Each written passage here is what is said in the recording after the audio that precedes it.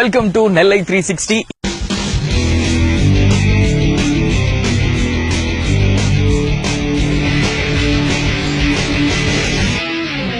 இன்னைக்கு நான் இருக்கிற இடம் சொரிமுத்து ஐயனார் கோவில். திருநெல்வேலியில இருந்து 65 கிலோமீட்டர் தாண்டி அப்படியே மேற்கு தொடர்ச்சி மலைப்பகுதிக்குள்ள வந்தீங்கன்னா இந்த கோவில் இருக்குது.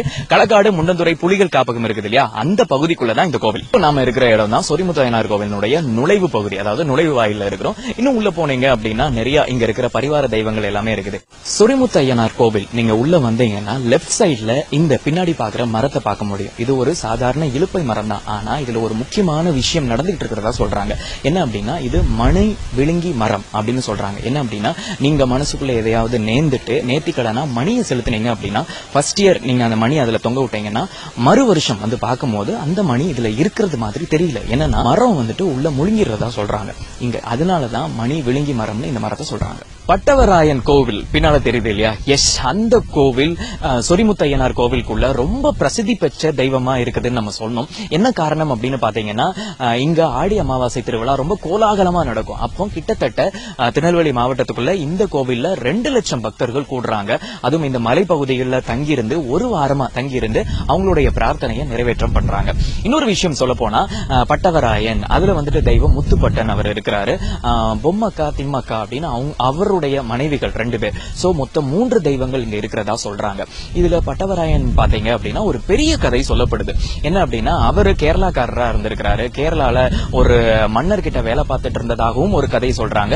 இன்னொன்னு இல்ல, அவர் வைரம் வைடூரியம் இதெல்லாம் வியாபாரம் பண்றவரா இருந்தார் அப்படின்னு சொல்லப்படுது. அவர் வீட்டில இருந்து வந்து இந்த வியாபாரம் செஞ்சுட்டு இருக்கிற டைம்ல அவங்க சகோதரர்கள்லாம் அவரை கூப்பிட வந்த பொழுது இந்த காட்டுப்பகுதி வழியா வந்திருக்கிறாங்க கேரளால இருந்து. இந்த காட்டுப்பகுதியில எல்லாம் பொம்மக்கா திம்மக்கா 2 பேர் நான் சொன்னேன் இல்லையா, அவங்களுடைய அப்பா வந்துட்டு செருப்பு தைக்கிற தொழில் செஞ்சுட்டு இருந்திருக்கிறாரு. இந்த 2 பெண்களையும் பார்த்த உடனே உங்களை நான் திருமணம் செஞ்சுக்க விரும்புறேன் அப்படின்னு அவங்க கிட்ட போய் முத்துப்பட்டன் கேட்டிருக்கிறாரு. அவங்க எங்க அப்பாட்ட நீங்க பேசுங்கன்னு சொன்னதுக்கு அப்புறமா அவர் அப்பா கிட்ட போய் பேசும்போது அவர் இல்ல, நாங்க வந்துட்டு இந்த தொழில் பண்றோம், உங்களுக்கும் எங்களுக்கும் சரிபடாது அப்படின்னு சொன்னதுனால முத்துப்பட்டன் அதெல்லாம் மறுத்திருக்கிறாரு.